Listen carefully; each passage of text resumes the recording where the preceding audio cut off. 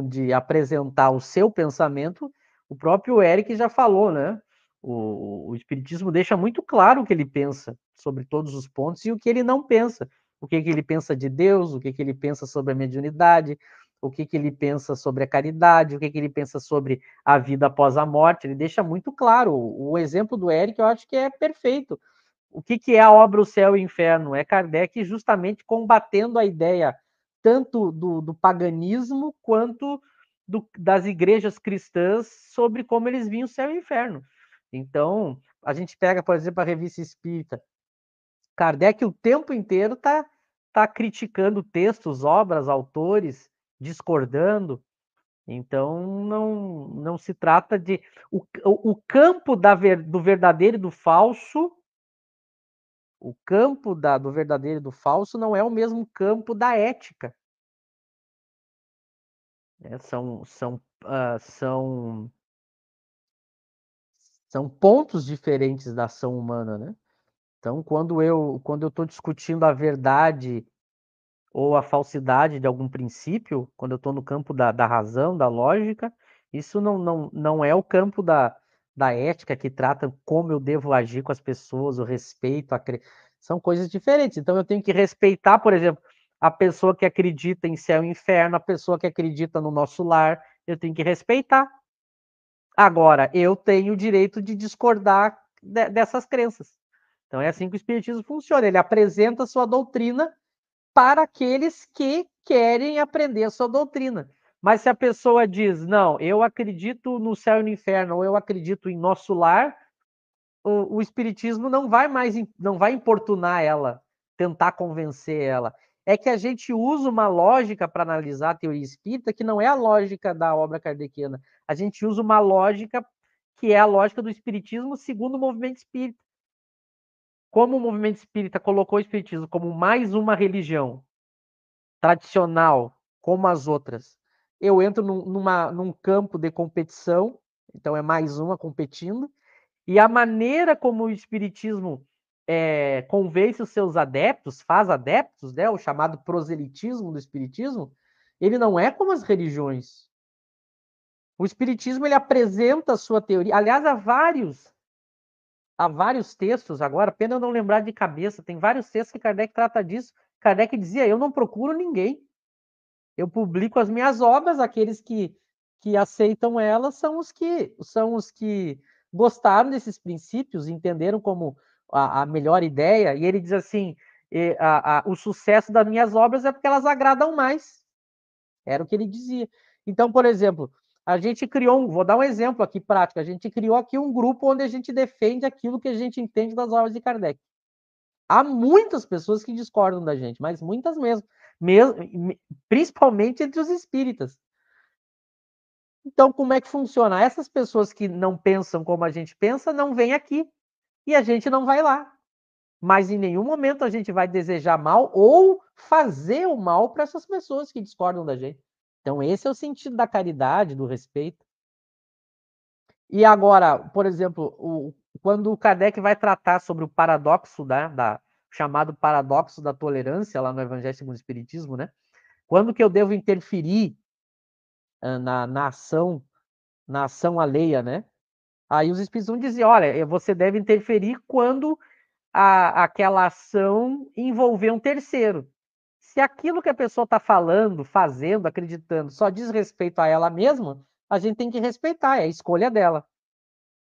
Agora, se a pessoa está colocando ideias, práticas, que estão levando as pessoas à ignorância ou ao sofrimento, eu posso dar a minha visão. Então, por exemplo, imagina que eu sou o objeto A, que defende o espiritismo, tem um objeto B, uma pessoa B, que defende uma outra ideia, e tem uma pessoa C, que está ouvindo as ideias da pessoa B.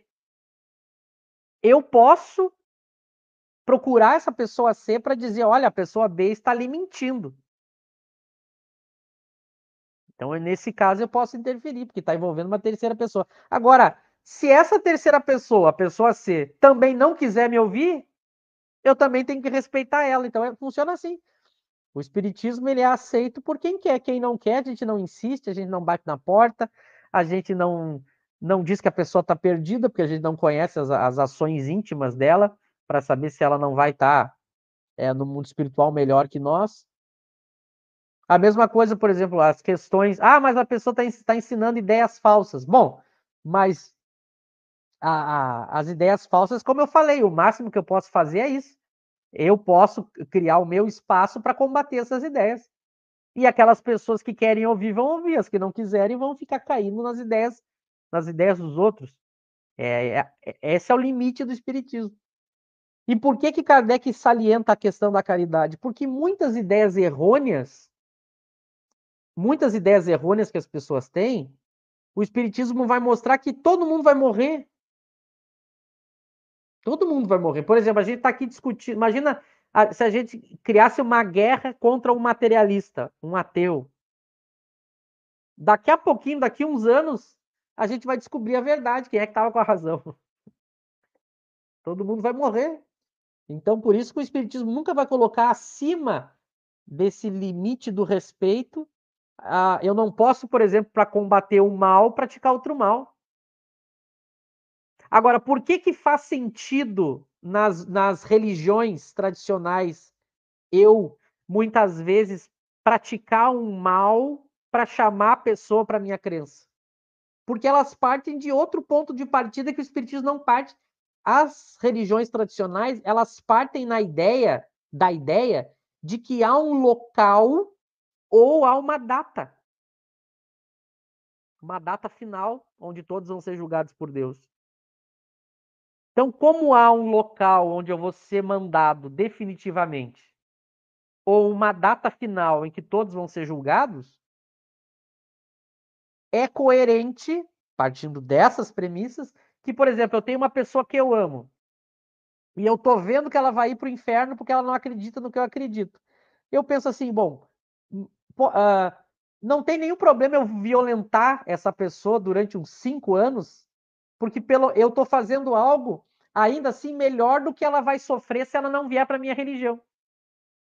Porque depois ela vai ficar eternamente no inferno. Então eu vou lá, eu incomodo, eu violento, eu desrespeito, eu até forço a pessoa. Porque isso é mais vantajoso eu fazer isso do que a pessoa ir para o inferno. Porque depois ela vai me agradecer. Olha, você me incomodou, me violentou, mas você me salvou do inferno. Ou quando vier o julgamento final, o juízo final. Agora o Espiritismo não tem isso. Para o Espiritismo, os espíritos têm uma lei de progresso. Todo mundo vai continuar vivendo e tendo quantas reencarnações forem necessárias. Então o espírito ele não precisa se desesperar e violentar ninguém, porque todas as pessoas vão aprender a verdade. Então eu apresento para aquelas pessoas que querem ouvir, aquelas que não querem, a gente respeita. E se precisar, a gente discorda. E ponto. Termina aí o que o Espiritismo coloca, né? Todas as demais questões aí são questões políticas, de lei, aí o Espiritismo não entra. Aí é questão de votar a maioria, se organizar do ponto de vista político, jurídico, aí é um outro campo que o Espiritismo não entra.